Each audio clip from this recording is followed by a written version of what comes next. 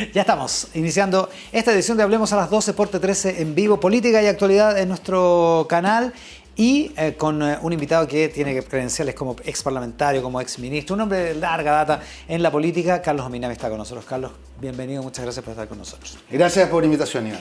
Vaya día, no sé si te alcanzaste a tener noticia de lo que acaba de pasar en el Centro de Justicia, esta audiencia cautelar de garantías que pidió la defensa de Manuel Monsalve, que parece no haber salido tan bien para su defensa. No estoy al tanto de la última hora de último noticias. Ya, pero sí, básicamente el fiscal Armendáriz dio cuenta de varias actuaciones que probablemente vayan a ser parte después de la formalización. Una cosa que no ha salido bien para Monsalve y que no ha salido bien para el gobierno, Carlos, ¿no?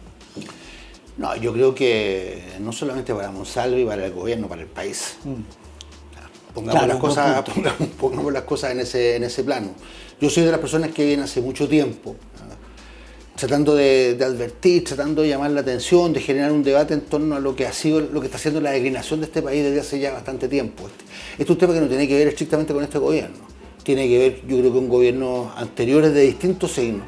Creo que desde que terminó el ciclo de la concertación, el 2025, entramos, desgraciadamente, en un proceso de alternancias que son totalmente normales en democracia, pero creo que son alternancias destructivas, son donde cada gobierno entraba a sacar la mugre al gobierno anterior, pero no era capaz, a su vez, de generar continuidad. Y así tuvimos. Estoy contando desde Bachelet 1 para adelante. Exactamente, entonces tuvimos Bachelet 1, Piñera 1, Bachelet 2, Piñera 2, y luego presidente Boris. Yo creo que estamos recorriendo un camino por una pendiente que nos lleva hacia abajo. Nosotros, Iván, ahí con mucha dificultad durante los 90 y a la sorpresa de mucha gente, construimos una cierta excepcionalidad latinoamericana. Éramos un país que se distinguía por su seriedad, por certeza jurídica, por el dinamismo económico, políticas públicas racionales, por una transición ejemplar. Además. Entonces, nos decíamos, además yo me acuerdo, a mí me tocaba viajar, nos decían, bueno, ustedes la verdad que son un país súper aburrido, no pasa nada. Bueno. La virtud del aburrimiento. Entonces, ahora, claro, quizás somos un país entretenido donde están pasando muchas cosas, mucha gente que está mirando, tiene los ojos puestos sobre Chile, pero la verdad es que perdimos esa excepcionalidad y tenemos una crisis, en todos los ámbitos. Vamos a volver sobre la coyuntura más adelante, pero ¿por qué pasa eso? Tú dices, empiezan periodos de alternancia, una alternancia que no logra ajustarse, y por eso llevamos 5 periodos presidenciales. Yo digo alternancias destructivas. Son 20 años en Exactamente. Esto. ¿Por qué? ¿Por qué pasa eso? Yo creo que tuvimos un rumbo, tuvimos una dirección política coherente que fue la concertación, con también sus limitaciones, con su incapacidad al final de renovarse, todo lo cual le significó finalmente su derrota. Pero teníamos el proyecto de transitar a la democracia, de construir una democracia. Eso es lo que ahora llaman relato. Ese era el objetivo. Teníamos un proyecto y estábamos todos motivados. Yo fui ministro de Economía y ahí trabajamos 24/24 y todos los ministros trabajábamos porque sabíamos que no podíamos fallar. Particular, Iván, que veníamos de la izquierda, porque teníamos una derrota a cuesta. Y no podíamos volver a repetirla. Y justo te iba a mencionar eso. Tú eras la mano derecha de Ricardo Lagos cuando era el presidente impecto, digamos. Todo el mundo asumía que iba a ganar, una cosa que resultó más difícil de lo que se pensaba, pero cierto, que asumía que iba a ganar la elección del 99 con segunda vuelta en enero del 2000.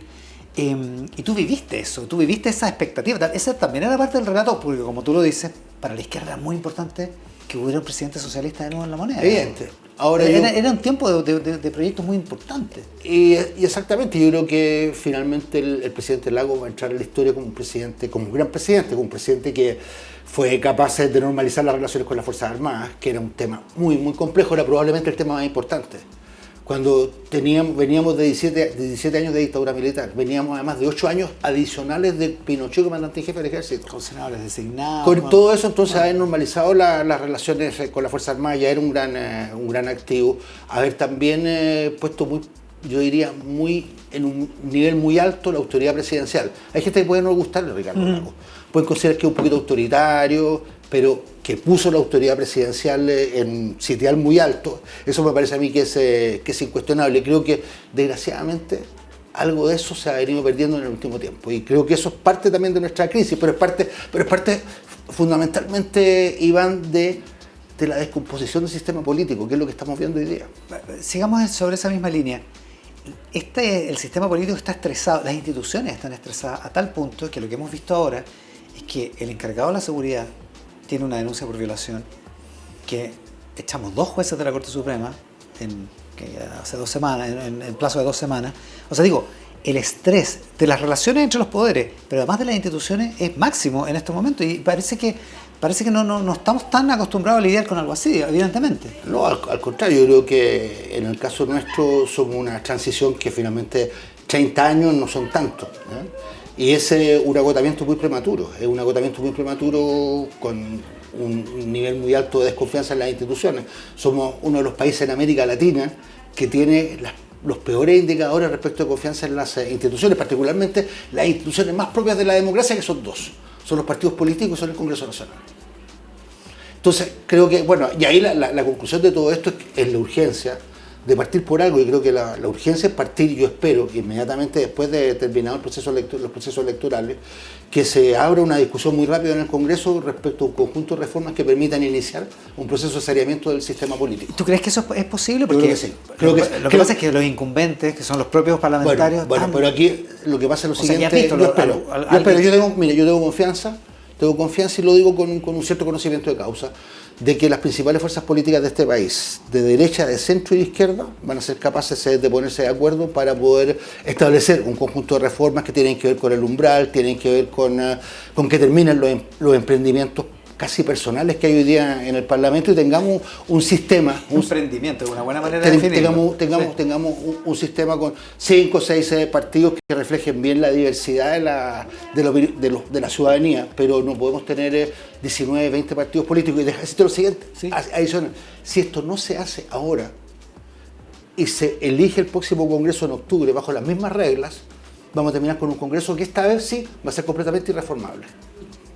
Porque no vamos a tener 15, 16, vamos a tener 25. 25 y quizás cuánta cantidad de independientes, que es lo que tenemos ahora, que hay un tercio de la Cámara no se queda. Y por ejemplo, o sea, es un dato importante, de todo, si uno toma la afiliación de todos los candidatos hoy día a la elección municipal, la mayoría son independientes. Bueno, como la progresión de candidatos a alcalde independientes fuera pacto, digamos, es muy impresionante.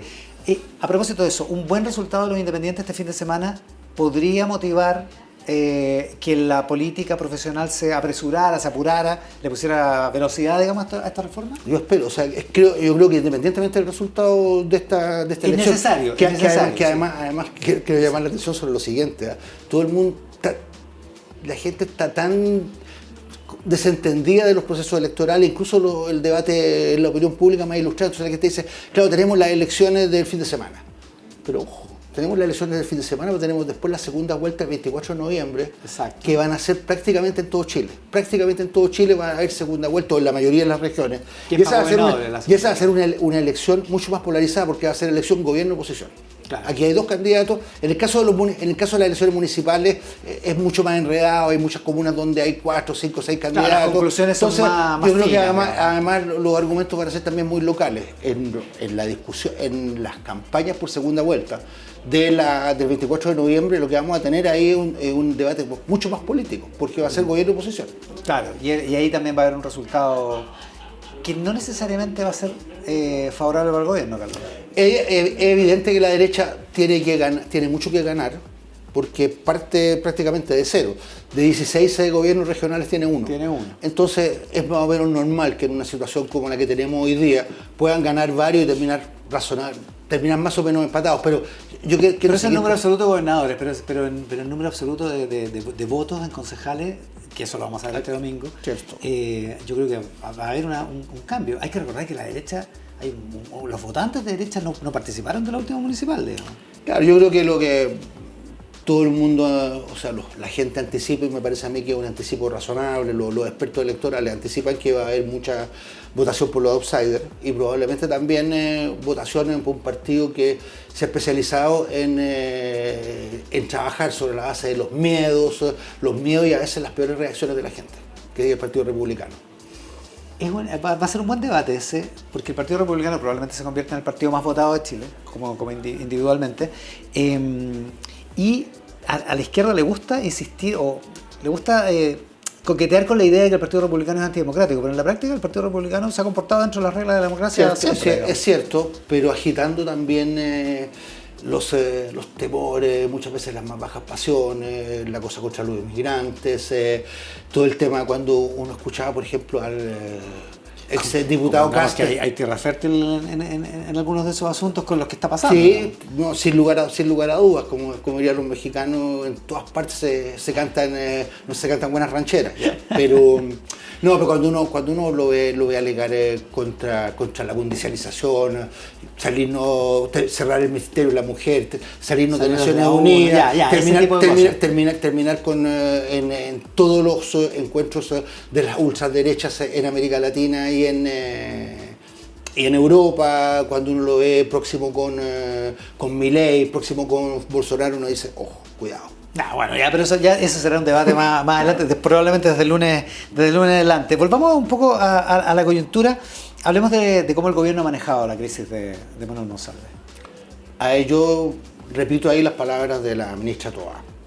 Se pudo haber hecho mejor, sin lugar a dudas, porque creo que hay muchas cosas sobre las cuales hay que reflexionar. No es razonable que el país se haya enterado de esto por la portada de un diario.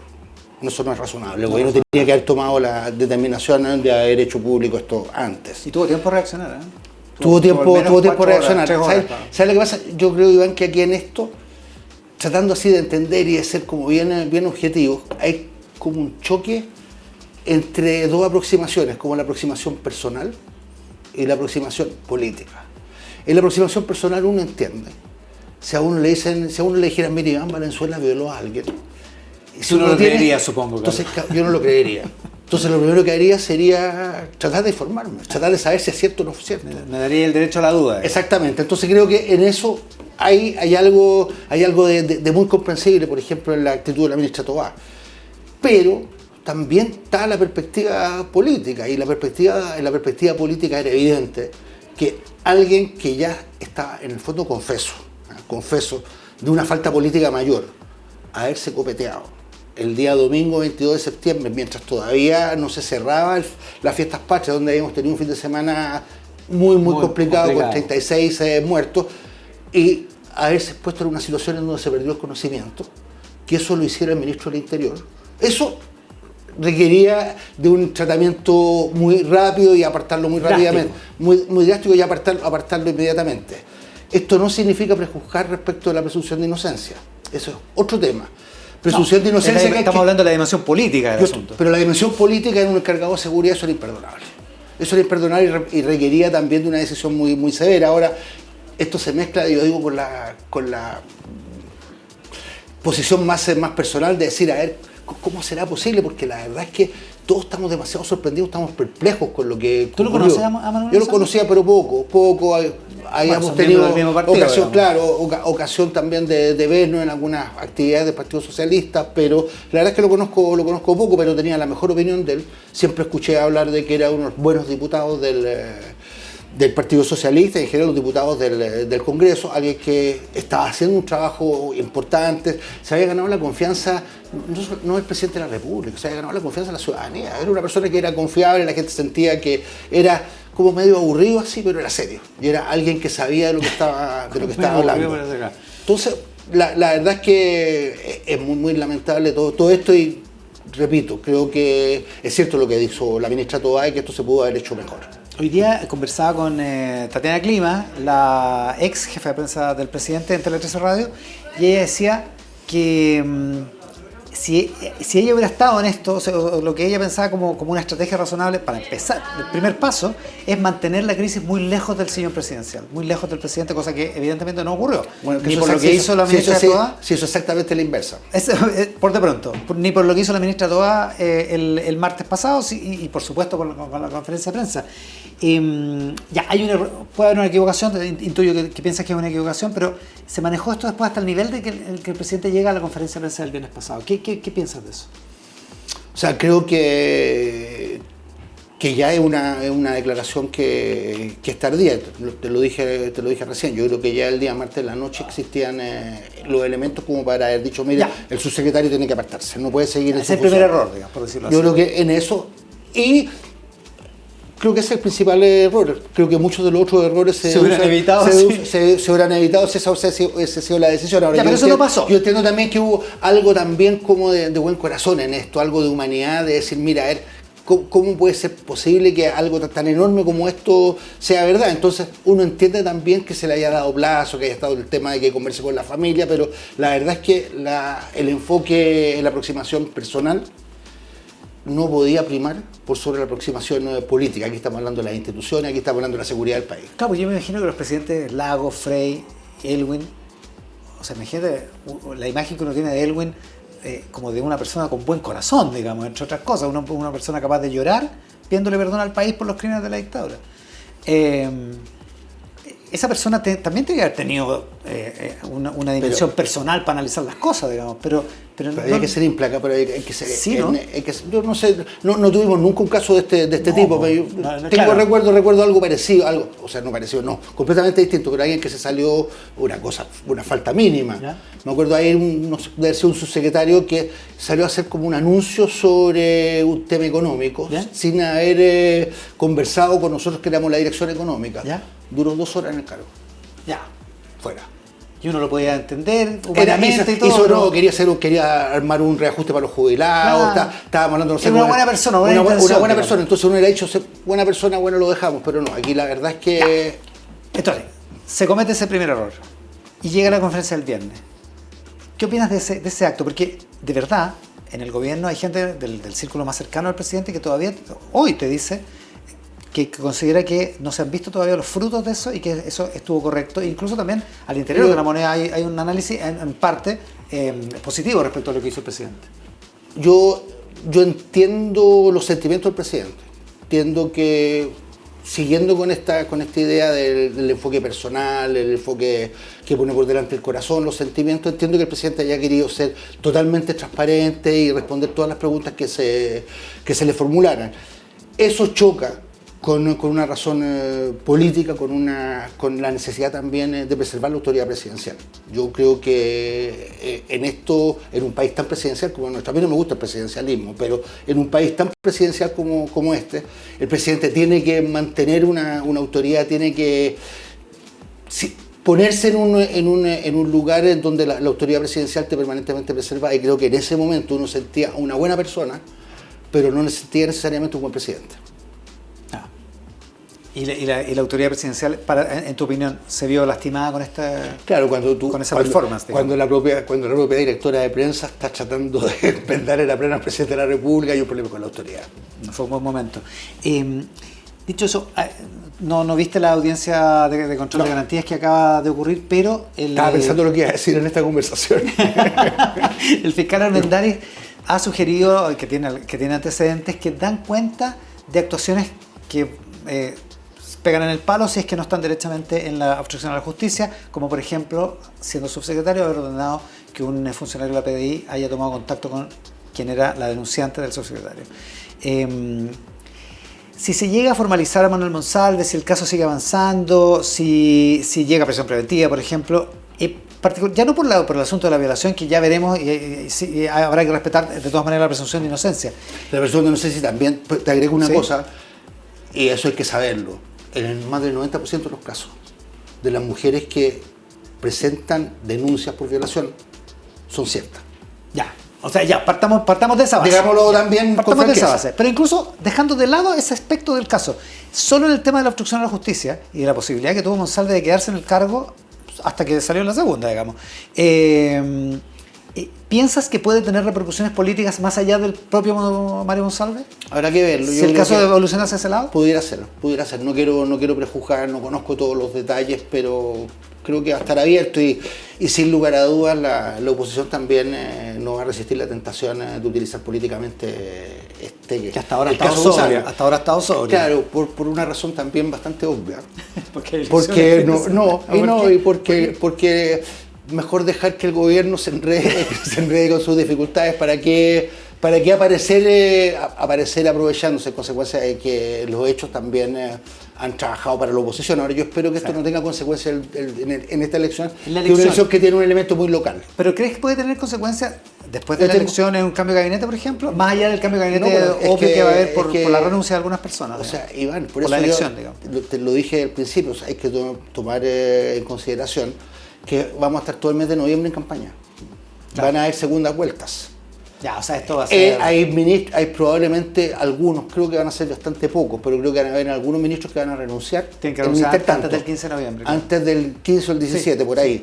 Entonces van a pasar muchas cosas en ese momento y a mí lo que me preocupa, que esta elección esta segunda vuelta polarizada, con candidatos a gobernadores o candidatas, este tema pueda tener más significación y pueda ser más utilizado durante esa campaña. Eso me preocupa. Estamos con Carlos Ominami. Estamos en Hablemos a las 12 por T13 en vivo. Una pausa y estamos de vuelta. Vamos a seguir conversando de la actualidad de la política con Carlos Ominami aquí en T13 en vivo. Pausa.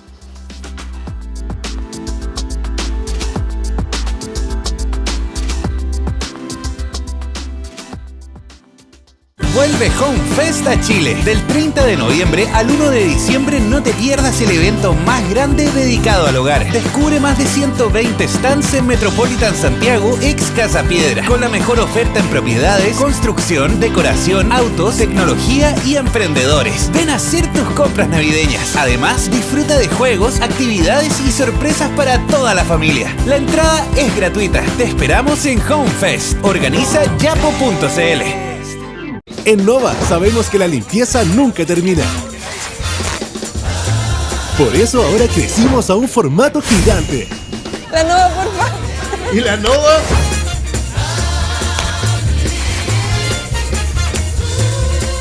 ¿Me das la Nova?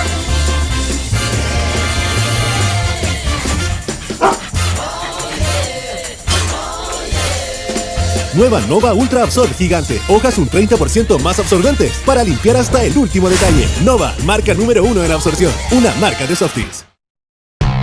Hola, soy Augustrón y mi misión es subir de nivel en motricidad. Yo voy por la orientación temporoespacial. ¡Vamos a rankear! Con todo para desbloquear el balance. No es realidad virtual, es rehabilitación virtual. Al siguiente nivel. Claro, lleva la rehabilitación al siguiente nivel. Este año todos los institutos Teletón de Chile tendrán la tecnología de la realidad virtual para sus terapias. Teletón, 8 y 9 de noviembre, juntos. Todos los días. Te regalo suavecito. ¿Y si creamos un amiguito más suave?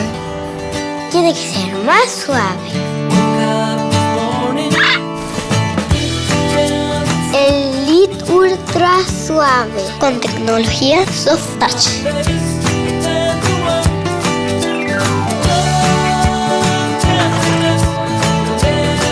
Te presento el amigo más suave del mundo. Elite, número 1 en suavidad. Elite, una marca de Softies. En Nova sabemos que la limpieza nunca termina.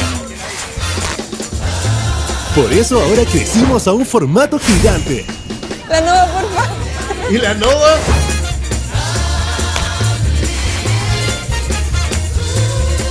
¿Me das la Nova?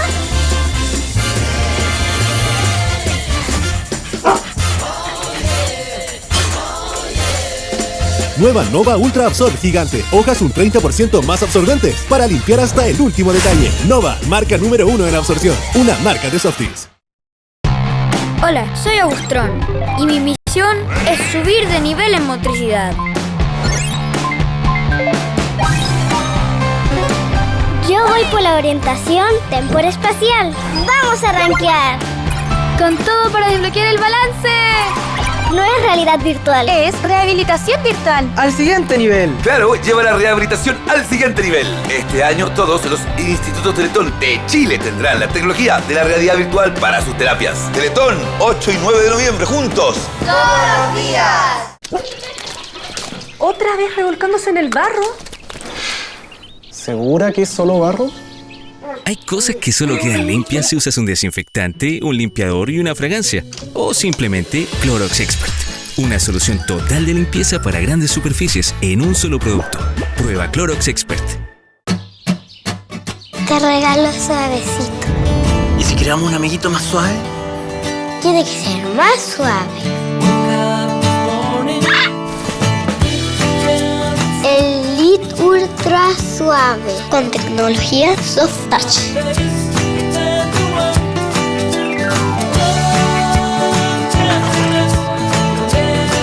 Te presento el amigo más suave del mundo. Elite, Número 1 en suavidad. Elite, una marca de Soft.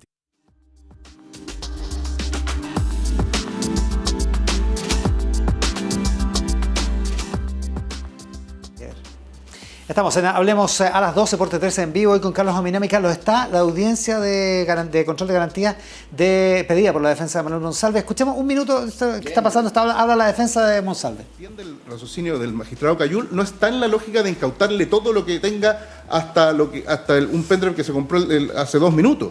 Está en obtener ese teléfono que entregamos en el primer momento.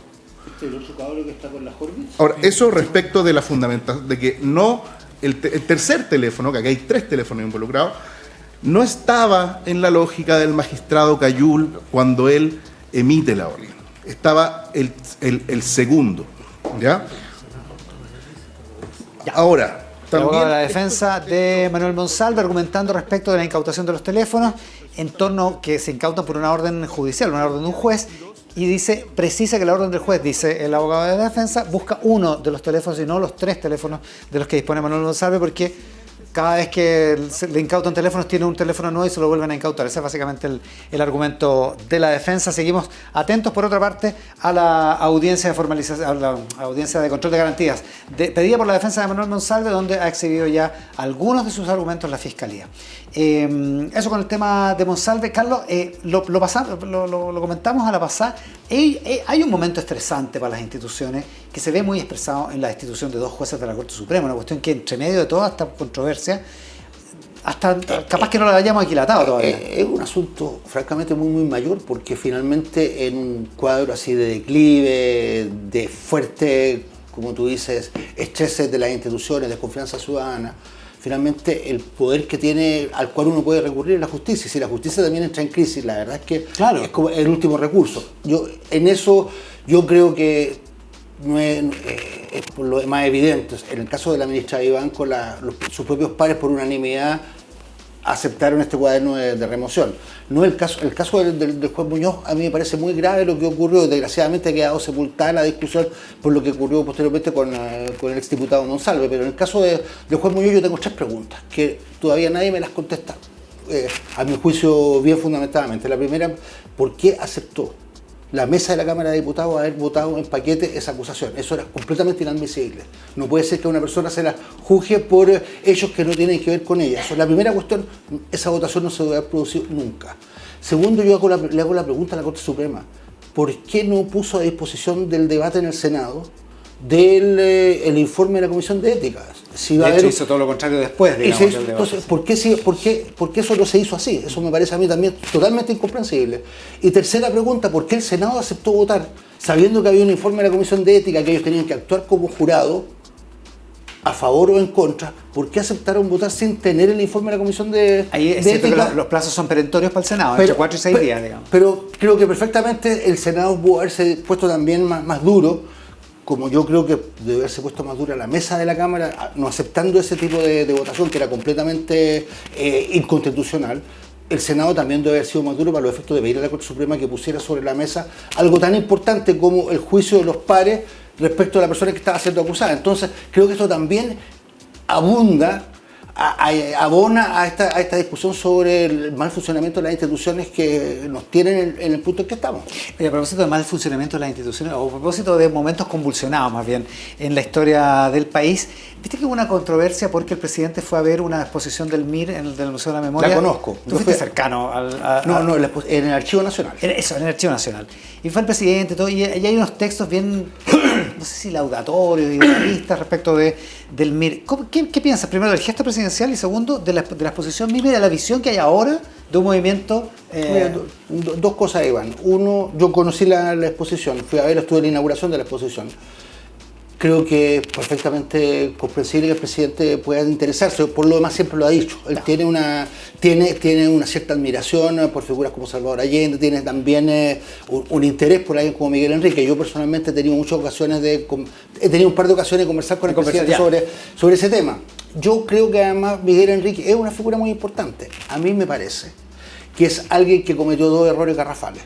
No entendió la profundidad del planteamiento, del mensaje del presidente Allende, y no entendió, luego del golpe de Estado, que lo que estábamos viviendo es una derrota del conjunto del movimiento popular. Miguel Enríquez dijo una frase que le costó la vida finalmente. Dijo, esta no es la derrota de la revolución, es la derrota del reformismo. En consecuencia que era la derrota del conjunto. Aquí no había ninguna distinción posible.